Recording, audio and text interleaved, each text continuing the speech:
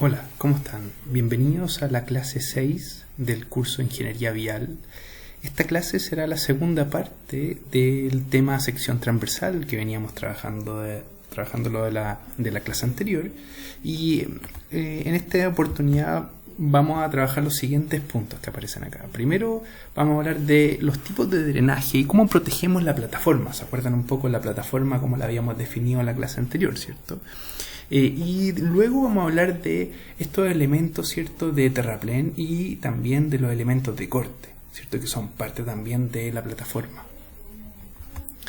Bueno, ¿qué entendemos nosotros por drenaje y protección de la plataforma? Bueno, para entender un poco eso, primero tenemos que preguntarnos, claro, esta pregunta, ¿cierto?, que dice, bueno, ¿cómo protegemos la plataforma? Entendiendo esta plataforma, ¿cierto?, de subrasante. Y es importante entender que hay que protegerla en el sentido de que mantener toda su elemento, ¿cierto?, toda la superficie que está constituida, ¿cierto?, por los planos horizontales, ¿cierto?, entendiendo que puede haber capas de tierra, ¿cierto?, en esta plataforma, puede haber capas de rodado, elementos auxiliares, como un poco lo veíamos en la clase anterior, ¿cierto?, con las bermas, las medianas, bueno, y ahora vamos a incluir algunos otros elementos como las cunetas, ¿cierto? Y en ese sentido también es importante proteger todo lo que tenga que ver con movimientos de tierra. Un camino, ¿cierto?, una carretera, incluso una calle, ¿cierto?, en zonas urbanas puede tener elementos de terraplén y elementos también de corte, ¿ya? Eso lo vamos a ver más adelante. Entonces, un poco cómo se ve esta subrasante. Bueno, pueden haber diferentes tipos, ¿cierto? La primera, la foto que aparece arriba, ¿cierto? Esta subrasante habla en un caso de terraplén completo, ¿cierto? Donde se necesita, ¿cierto?, generar primero un escarpe, ¿cierto?, después un terreno adicional, ¿cierto?, que se le agrega, ¿cierto?, de un relleno, ¿cierto?, que a nivel de terraplén, ¿cierto?, hay unas inclinaciones, ¿cierto?, que hay que considerar, se protege, ¿cierto?, horizontalmente a partir de estas caídas de tierra, ¿cierto? O sea, además del SAP, luego del SAP hay una protección que hay que considerar, ¿cierto?, porque se proyecta, ¿cierto?, horizontalmente ahí, como dice ahí, la caída de las tierras, entonces se protege esa zona. Y también hay otras cosas que hay que considerar, por ejemplo, el espesor, ¿cierto?, de esa protección, que es adicional, ¿cierto?, al SAP, que tiene que ver con el pavimento, una base y una subbase, ¿se fijan? Entonces, ese es el caso, por ejemplo, de un terraplén. Y si tuviéramos un elemento de corte, donde por ejemplo tenemos la foto que aparece más abajo, la foto de una plataforma de subrasante a nivel de corte, es cuando tenemos por ejemplo una excavación, ¿ya? Entonces tenemos una carretera, un camino, ¿cierto?, que está con esta excavación, ¿cierto? Entonces el terreno natural está más arriba, ¿cierto?, de donde va a estar, por ejemplo, el pavimento, ¿cierto? Entonces nosotros tenemos que excavar, sacar tierra, ¿cierto? Y obviamente va a haber ahí un corte, ¿cierto? Y tenemos que proteger, obviamente, la plataforma y de la misma manera, o sea, a partir del SAP, nosotros tenemos que proteger, ¿cierto?, lo que tenga que ver con las capas, ¿cierto?, de regulación, ¿cierto?, y para proteger todo lo que tenga que ver con la plataforma. ¿Se fijan? Entonces ahí hay un ancho de cuneta a considerar a nivel de subrasante importante, y entonces hay que considerar entonces no solamente la proyección horizontal de la caída del agua, sino que también este ancho de cuneta necesario. ¿Se fijan? Entonces aquí especialmente a nivel de corte es muy importante el elemento de las cunetas, ¿ya? Especialmente para escurrir las aguas, ¿cierto? Y también tenemos otras condiciones, por ejemplo, la foto de arriba ahí aparece una zona mezclada, ¿cierto? Una situación donde tenemos, por ejemplo, un corte, pero también tenemos terraplén.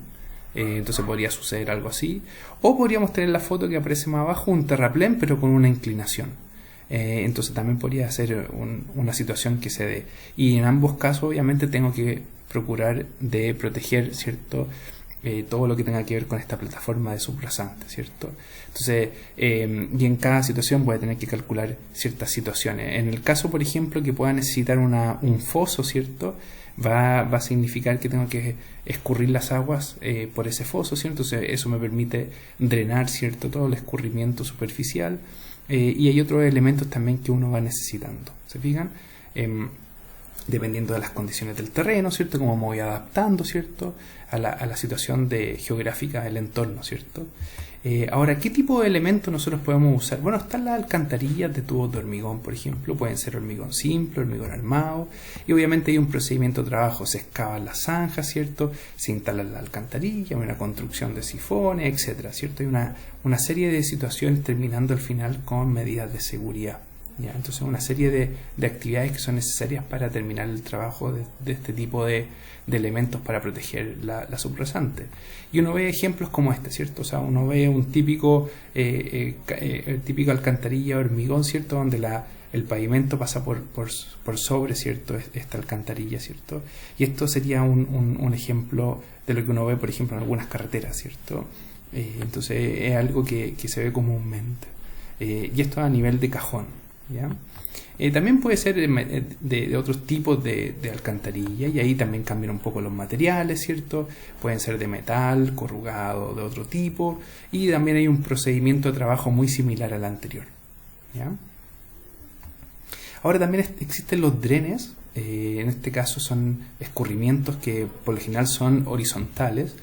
Hay materiales adecuados para ello, diferentes telas, materiales permeables, tuberías, también se puede usar hormigón, ¿cierto? Y acero. Y el procedimiento obviamente es usar un dren, como les decía, longitudinal al borde del pavimento. Hay un subdren también y hay algunas medidas de seguridad. Ejemplos de dren, bueno, uno ve situaciones como esta, ¿cierto? Un ejemplo simple, ¿cierto? Pero muestra lo que estamos hablando, ¿cierto? O sea, se está sacando el escurrimiento de agua hacia otro lugar, ¿cierto? Entonces se preocupa del escurrimiento naturalmente, ¿ya? Y también hay otras situaciones, hay descargas de agua, ¿cierto? Hay materiales que se usan para ello, hay un procedimiento de trabajo que básicamente está enfocado en las medidas de seguridad. También hay control de filtraciones en túneles. Es súper importante entender que se usan diferentes materiales y los túneles tienen estas filtraciones, ¿cierto?, de aguas, y es importante considerarlas, ¿cierto? Hay diferentes procedimientos de trabajo, ¿cierto? Hay técnicas de control, hay inyecciones de impermeabilización, ¿cierto? Barcanas de drenaje, etcétera, perforaciones y otras técnicas. Y si uno ve una sección ejemplo solamente, uno podría ver que un área de excavación va a tener diferentes componentes. Se fijan, escurrimiento, tengo que tener un sistema de escurrimiento, tengo que tener una impermeabilización, ¿cierto?, del lugar, del túnel, ¿cierto? Entonces, y tengo que tener drenaje, ¿cierto?, del agua, ¿cierto?, que permiten un buen escurrimiento, ¿cierto? Entonces, es importante cómo voy drenando las aguas que vienen, ¿cierto?, cuando viene el pavimento, los vehículos, cierto, en movimiento también. Entonces es importante ir considerando eso, y también obviamente el drenaje a nivel de la impermeabilización, ¿cierto?, cuando se va drenando la agua, ¿cierto?, que vienen desde los bordes, ¿cierto?, del túnel también, cómo voy escurriendo esas aguas también. También hay rejillas para sumideros, ¿cierto? En general son de acero, ¿cierto? Y obviamente el procedimiento es que se instalan en sumideros nuevos o existentes, ¿cierto? Obviamente es importante, especialmente en zona urbana, elegir una rejilla adecuada, especialmente por el tema de que puede afectar el uso de otros modos de transporte, especialmente la bicicleta, por ejemplo. Y lo que se usa muchas veces como alternativa es usar rejillas que sean con una inclinación, ¿cierto? O sea, que sean diagonales, en vez de que vayan en la misma dirección del tránsito vehicular, cosa que la rueda no quede encajada ahí, ¿cierto? Entonces tienen que ir idealmente diagonales, ¿cierto?, o contrarias, perpendiculares al movimiento vehicular. También hay un tema en los puentes y estructuras en general. Se usan las barbacanas, ¿cierto?, de puentes y drenajes de muros, ¿cierto? Y también se usa el procedimiento, ¿cierto? Es bastante interesante, ¿cierto?, donde de alguna manera, especialmente en muros, el drenaje puede ser subterráneo o superficial.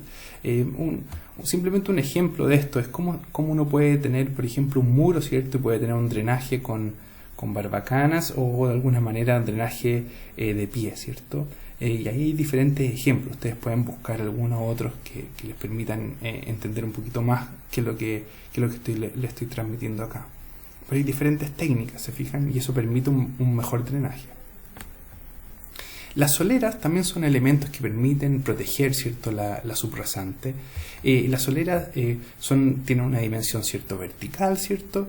Y obviamente se colocan en algún punto de la sección transversal de la plataforma.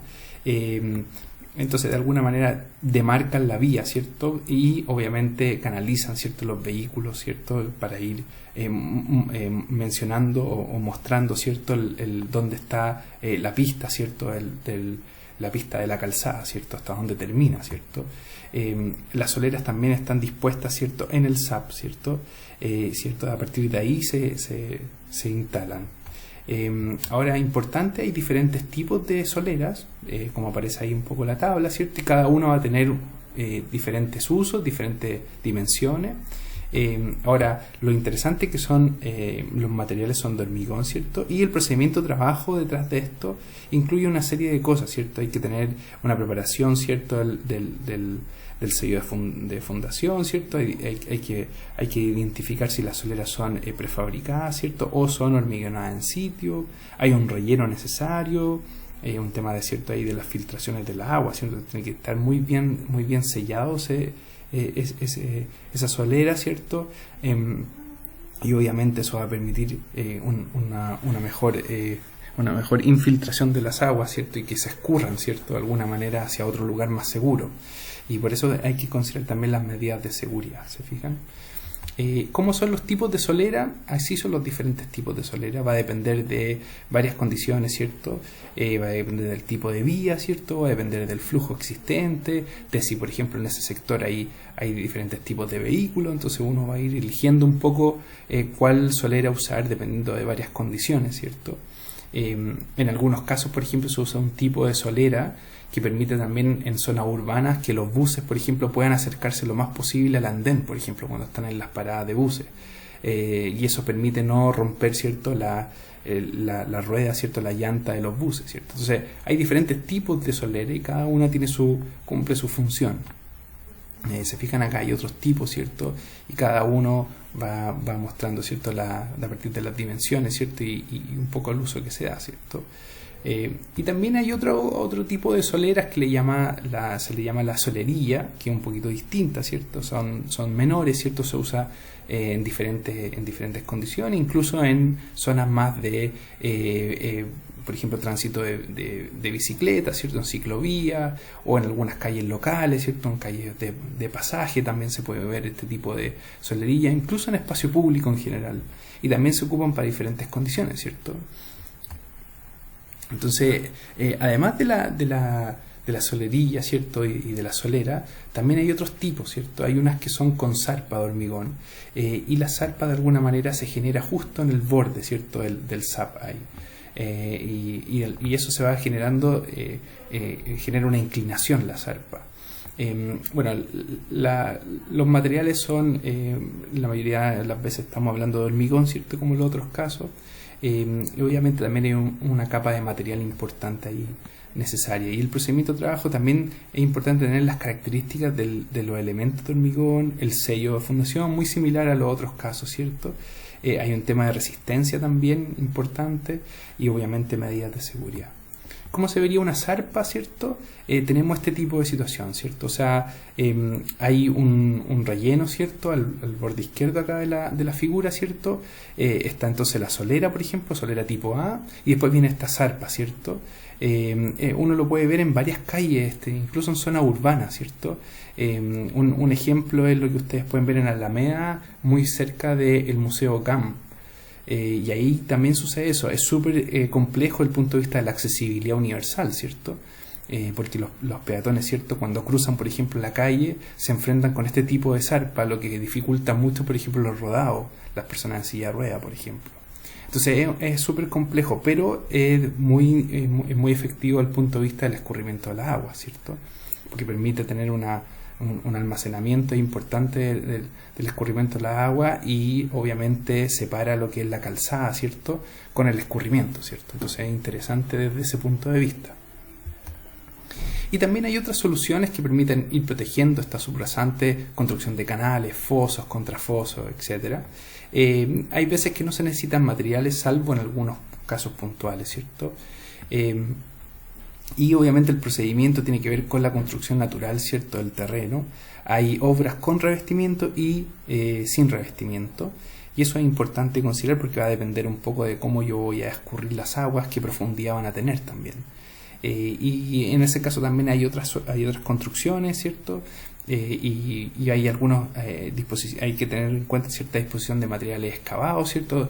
En qué voy a usar esos materiales, cómo se van a considerar dentro de la construcción de las obras, ¿cierto? Y cómo se mantienen esos fosos, ¿cierto?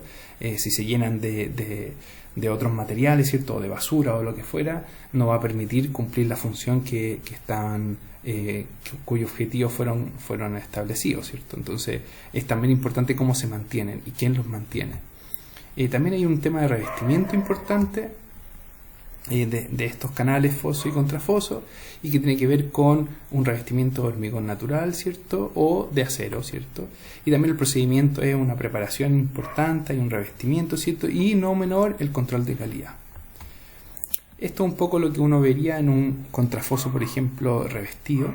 Este es un ejemplo, ¿cierto? Donde ustedes van utilizando un tipo de hormigón, el talud de corte, ¿cierto? Y de alguna manera este contrafoso permite de alguna manera escurrir las aguas, ¿cierto? Con un material bien resistente, ¿cierto?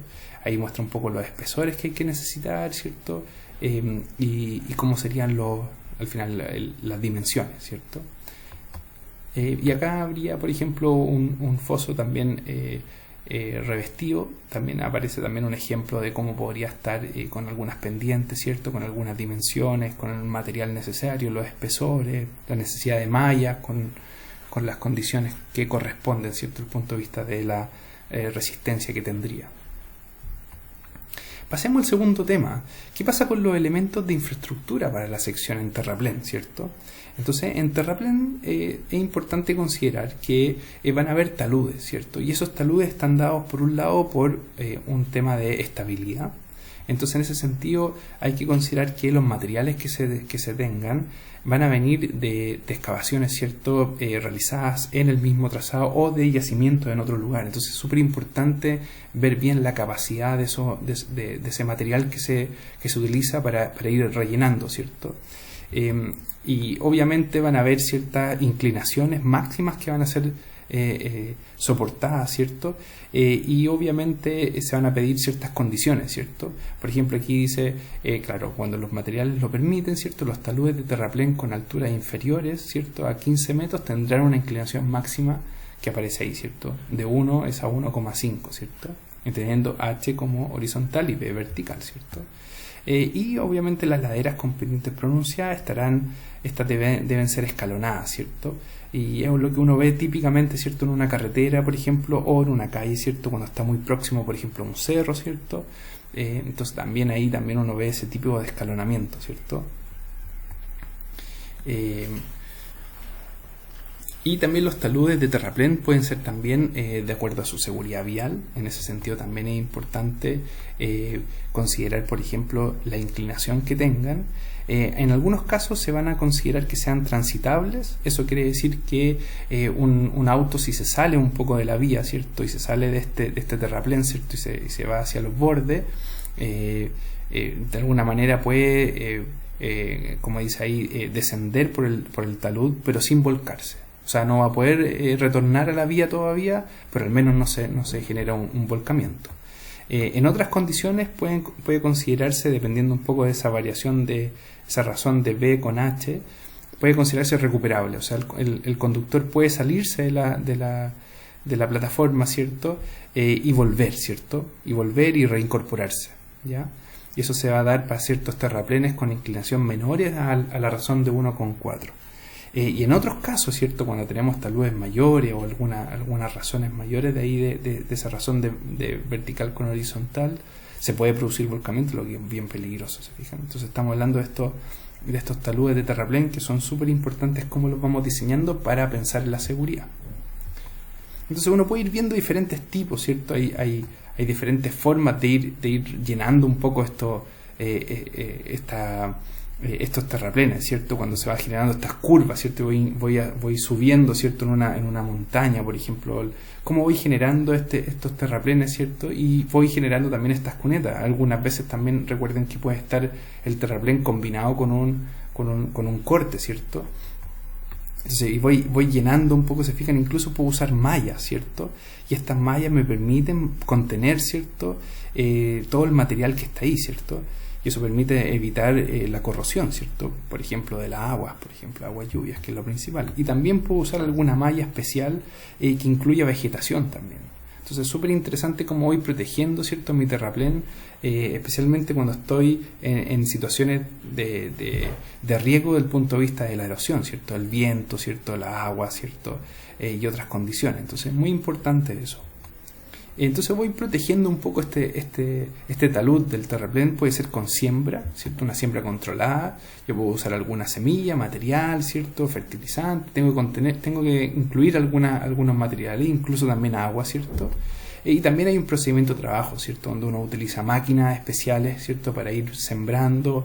Hay un sistema de riego incluido, ¿cierto? Se va generando una rotación, ¿cierto?, en el sentido de que ahí se vuelve a sembrar, se fertiliza, se poda, hay un control, ¿cierto?, de la vegetación, ¿cierto? Y uno va controlando un poco esa vegetación en el talud. Entonces uno va protegiendo con vegetación, lo que es bastante bueno, ¿cierto? Las raíces van creciendo y no deja material suelto, ¿cierto?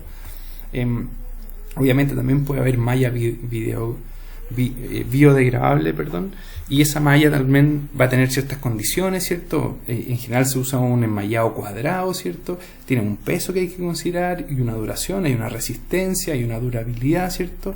Obviamente hay que considerar también elementos de fijación. Y un procedimiento de trabajo también incluye la idea de inspección, ¿cierto?, de superficie de terreno, dónde se van a ubicar, etcétera. Y también hay algunos terraplenes con material vegetal, ¿cierto? Entonces hay un vegetal, ¿cierto?, fertilizante también hay que incluir, ¿cierto? Y es dejar un poco estos terraplenes más al natural, ¿cierto? No con tanta siembra especializada, ¿cierto? Pero hay que preparar el material igual, hay que hacer un riego, hay que controlarlo de todas maneras. Pasemos a la última parte de esta clase. ¿Qué pasa con la sección en corte? Entonces, en la sección en corte, primero uno va analizando los elementos que están detrás en la sección de corte. Y uno de los elementos más importantes es la cuneta, ¿cierto? Y la cuneta lateral en corte permite la evacuación de la agua, ¿cierto?, para lugares donde en verdad no se genere esta corrosión, ¿cierto?, este desgaste. Entonces uno lo lleva a lugares más seguros. Entonces, como dice ahí, se fijan, las cunetas son usadas para la conducción de la agua. Es importante también el tema de recolectar las aguas superficiales, ¿cierto? Y también se usan drenes, ¿cierto?, que también escurren las aguas, ¿cierto?, y permite una mejor protección. Y también los colectores de agua, ¿cierto?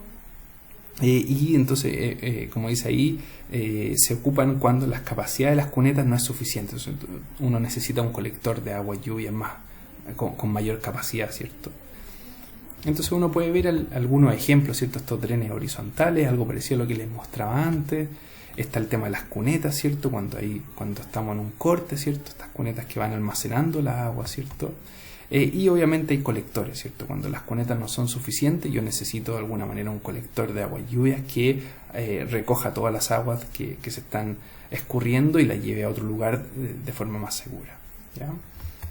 Entonces uno puede ver este tipo de cunetas y drenes, en este caso si existe escurrimiento subterráneo, o sea, si hay escurrimiento hacia la napa, ¿cierto?